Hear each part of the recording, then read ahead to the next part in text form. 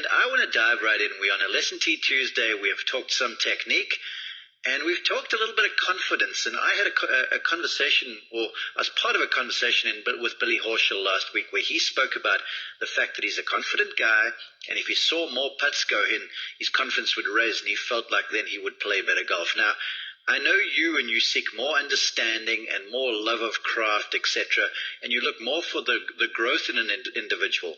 I'm interested as to your take to confidence and how you see that basically affecting a human being's performance. You know, if you look at the planet Jupiter, Mark, if you were to take a rocket and go to Jupiter, and you got out of your rocket to stand on Jupiter, you couldn't stand there. Mm-hmm. And the reason that you couldn't stand there is because it's a gas planet. It doesn't exist. Okay. And so there's no hard ground. There's no foundation.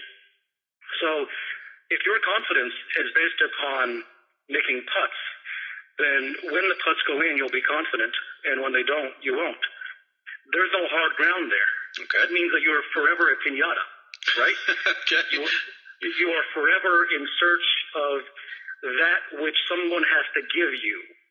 And therefore, you're always in a state of hope. You don't own anything, right? Gotcha. So if you look at, I would say that confidence comes not from what you do, but from who you are. All right. If you look at Lee Trevino, he said in the past that his confidence comes from hard work.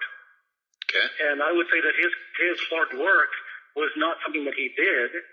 It was just part of who he was, not just in golf, but in all facets of his life.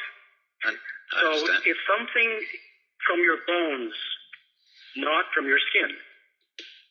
And so I think that confidence is looked in a very ephemeral manner, and as a result, it's always fragile. That's why you will always hear commentators say, he is flying with high confidence right now. Mm-hmm. Because it cannot be produced as a lasting state if it's based upon something that is not what you own, but what you hope for. Well, then I guess it begs the million-dollar question, and I'm speaking with Dr. Kapil Gupta, regular contributor to the On the Mark program. So let's say I'm an individual who is low on confidence, or I do not have a very good self-esteem, and I don't believe in my abilities and in the work I've done and my craft. How does one, or how would I then go about establishing a bigger reservoir of innate and internal confidence? Looking after the thing doesn't usually produce the thing. Okay. You know, it's like the floater in the corner of your eye, and you can see it in your peripheral vision. But if you look directly at it, it disappears. Okay. All right. When I was working with an Olympic swimmer about 3-4 months ago, and he said, I am low on confidence, and that's my problem. And I said that I want you to swim with your low confidence. Your swimming has nothing to do with your confidence. Because if you always have the intermediary of confidence as your requisite, then you will always be beholden to the confidence to allow you to perform. Mm-hmm. So confidence or no confidence, I want you to swim despite the low confidence. And from you being sincere in the way that you swim and being true to your craft and your technique and the way that you go about your whole swimming, the confidence in itself will waver and it'll rise and it'll fall and let it do whatever it wants to do. But it has nothing to do with how you perform. That, you know what, that makes so much sense now as I think through what we see on the PGA Tour week in and week out. Oftentimes you can have a player that has been on a low ebb of form, and then all of a sudden they get to an event, you know, things kind of click, and as they start to do better, and all of a sudden they show up at the tops of the leaderboards without really having head into the event with not a lot of belief in their, not themselves, I guess, but in the state of their game. That's right, because the state of the game is just, all of these things are so delicate, right? Mm-hmm. And if you try to structure them and say, I must have confidence, then you will attempt to do things in order to bolster that confidence. Well, as long as those things are working, then you'll have the confidence. And when they're not, they won't. That, to me, isn't good enough. Well, I tell you, right? I have to know that when I go driving in my car, that I will reach my destination. I cannot, I completely reject the idea that I am driving to work and I may end up in Lithuania. Okay. Okay? I see. And so that only comes from not me hoping that I'll get to my work, but I do things in such a way, despite the possibility of me going to Lithuania. I might be hijacked and taken to Lithuania, but I don't entertain that as any real possibility for me. I am headstrong in where I'm going, and that's where I'm going. And however sort of the winds change, they change. I can't control that. Yeah, true. But I don't ask the winds to help me. I understand. And that sort of brings me to a question now, because I was just glancing through your latest discourse, and on the line is Dr. Kapil Gupta, and you posed the question, what does it really mean to be the best in the world? So I guess now that our conversation about the confidence sort of segues into this. Why don't you embellish a little bit on your latest discourse?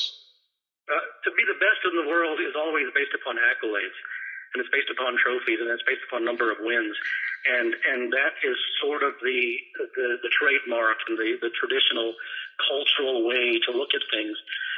And I would say that I don't think that the best is identified at the end of a tournament. I think he's identified at the beginning of the tournament. Mm-hmm. I think the best is not defined by his performance.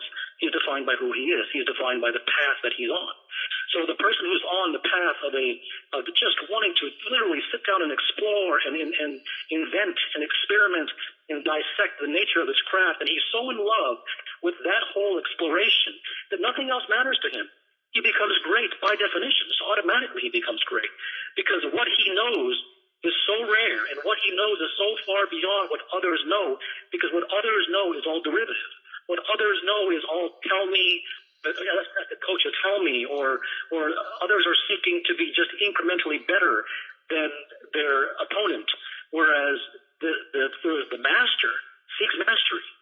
He seeks to know, he seeks to understand, and he charters paths never before chartered. And as a result, I think that's why we have this sort of epidemic in this world of win at all costs. The problem with winning is it short circuits learning, because if you are going to win, you can't risk the possibility of experimenting. And if you don't experiment, you can never know what others never know. You can only know what others know because you have to remain under a straight line. Mm-hmm. And then as you get to a place where you are passionate and in love with your craft, and you make that the goal, if you will, then confidence, I guess, becomes a derivative of that. Oh yeah, it doesn't even matter. True. You see, okay. Yes. Mark, there is something. I don't believe that we respect ourselves. I think that there's something inside us which respects us. I think there's something inside us that looks at how we behave. There's something inside us which tests our sincerity.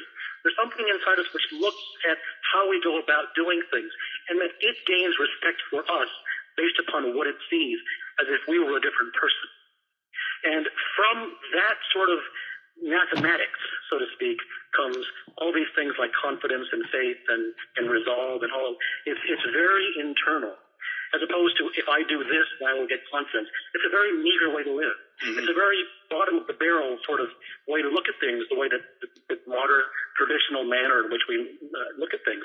It is not craft based, right? It is not internal based. It is based upon, commercial and sort of cosmetic stuff. You know what I mean? Absolutely. Ladies and gentlemen, this very wise man on the line is Dr. Kapil Gupta. He joins us weekly on Lesson T Tuesday with his segment, Finding Freedom with Dr. Gupta. I appreciate your insights. I really do, Dr. Gupta. And I hope our listeners go and pursue that more. If so, if they want to reach you or reach out to you, how can they do that?